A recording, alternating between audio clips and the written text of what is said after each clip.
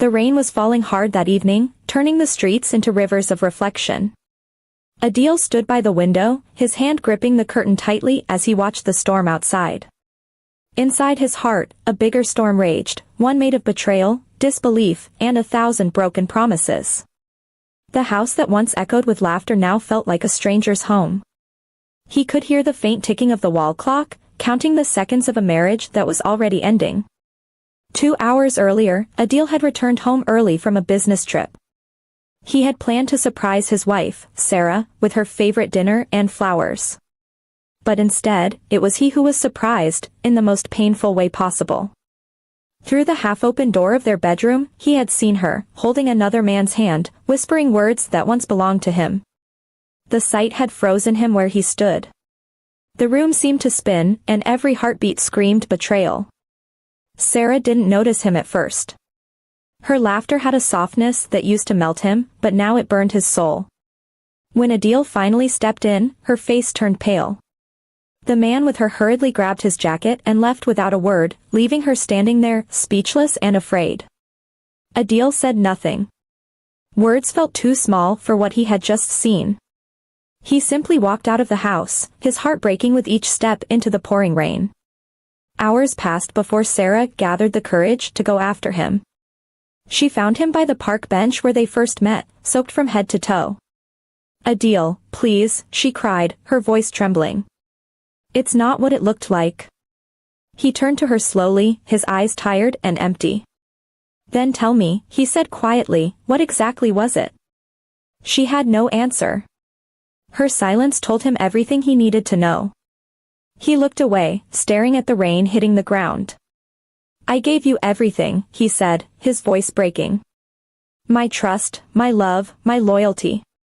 And you threw it all away, for what? For a moment's thrill?" Sarah tried to reach for his hand, but he stepped back. The distance between them was no longer measured in steps, it was measured in broken trust.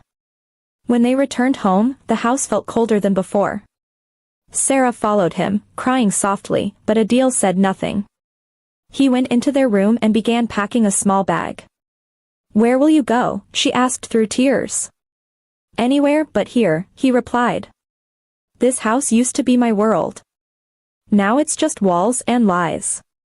That night, the storm outside raged as fiercely as the one inside their hearts. Sarah sat on the floor, hugging herself, realizing what she had lost. She had thought she was missing excitement, that her marriage had become too quiet. But now she understood, peace had been a blessing, not boredom. The man she had hurt was the only one who truly loved her. Adil checked into a small motel on the edge of town. Sleep never came. Every time he closed his eyes, he saw her face, the one he had loved so deeply, now forever changed in his memory. He replayed their moments together, their first date, their wedding, the day she said she'd never hurt him. All those promises now felt like lies told beneath a blue sky before the storm. The next morning, he received a message from her, "I'm sorry. Please come home. We can fix this." But he couldn't reply. Something inside him had died, something that no apology could bring back. Love without trust was like a roof with holes, the rain always found its way in. Days turned into weeks. Sarah tried to reach him again and again, but he stayed silent. He focused on rebuilding himself, finding strength in the pain she left behind.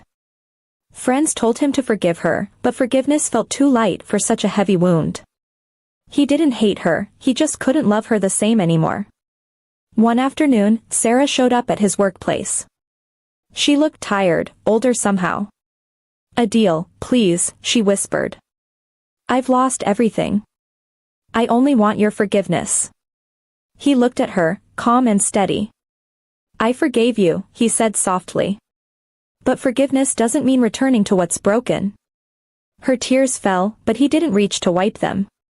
That gesture belonged to another time, another version of him. The rain began again as she walked away, her figure fading behind the glass doors. Adil stood there, watching silently. The rain used to remind him of sadness, but now it felt like cleansing, washing away what no longer belonged in his heart. Months later, he sold the old house. He stood outside one last time, looking at the windows that had once held their laughter and their secrets. As he closed the door, he felt a strange peace settle over him. Sometimes, he realized, letting go is not about anger, it's about choosing yourself when someone else didn't. Sarah moved to another city, carrying her guilt with her.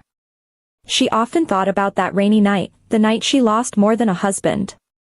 She lost the one person who saw her flaws and still called her home. And Adil? He learned to smile again. The rain still came, but it no longer hurt. It was just rain, nothing more, nothing less. The storm had passed, and though it left scars, it also left wisdom. Some marriages break, not because of the weather outside, but because of the storms we create within.